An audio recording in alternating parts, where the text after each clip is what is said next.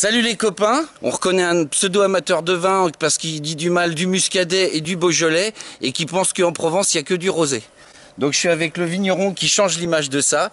Peter Fischer, il fait des grands vins rouges et des grands vins blancs.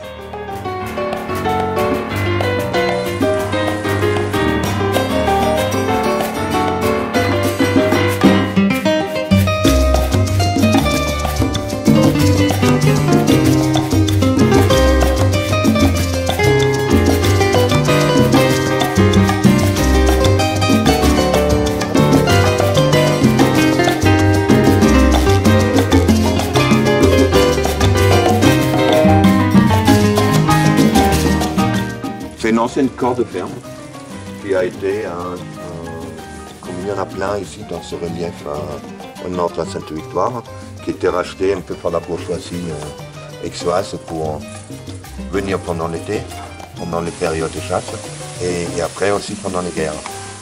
C'était des fermes où il avait de la polyculture, des céréales, des bétail, des chèvres, des moutons, etc., pour pouvoir vivre en autonomie. Ici, on est dans le contexte du sud, ouais. C'est vraiment les domaines, les 102 mètres et les vignes autour. Il y a des livres de Giono qui passaient à Revelette, il parlait de lavandin qui était cultivé ici.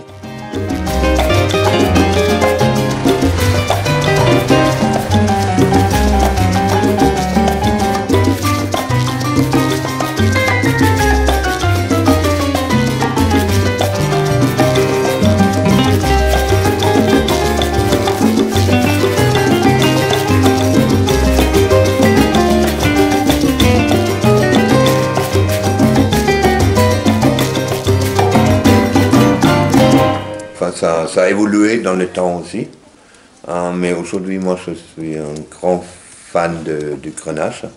Le Grenache, pour moi, c'est le Pinot du Sud, avec peut-être le petit bémol qu'aujourd'hui, ça a tendance à faire des vins qui sont assez alcooleux.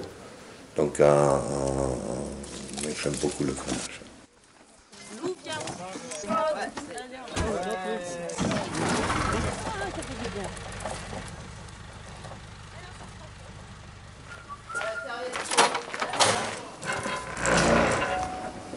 Là, c'est pour le pur.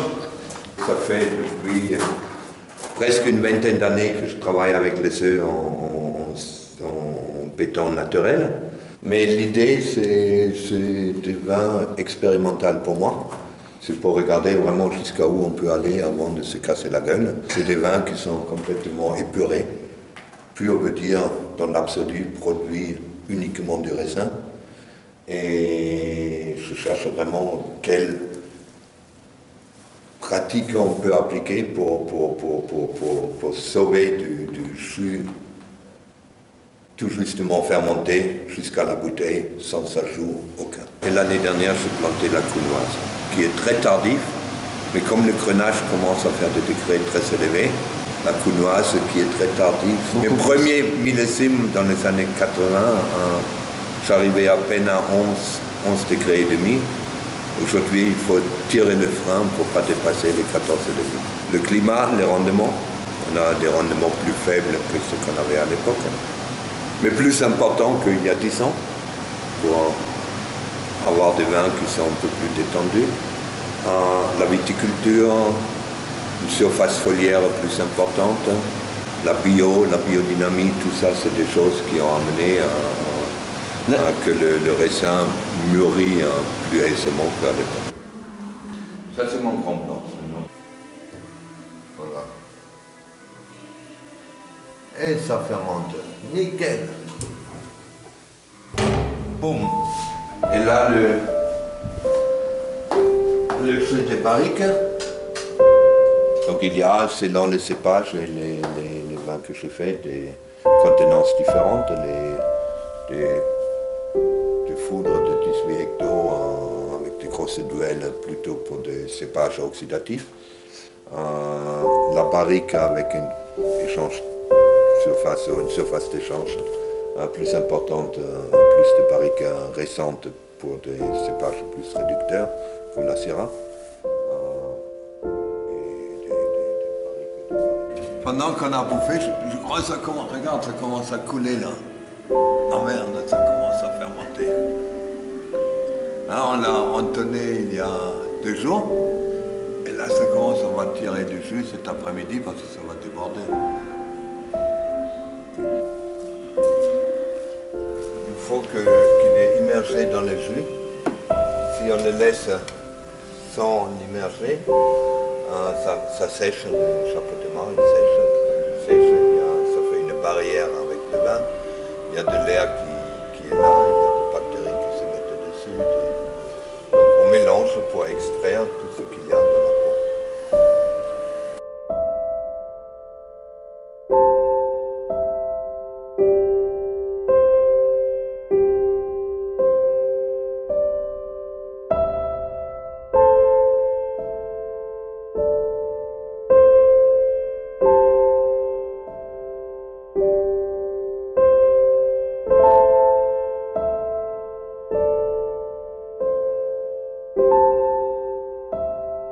Moi, j'ai toujours grandi, j'ai toujours fait des vins d'assemblage.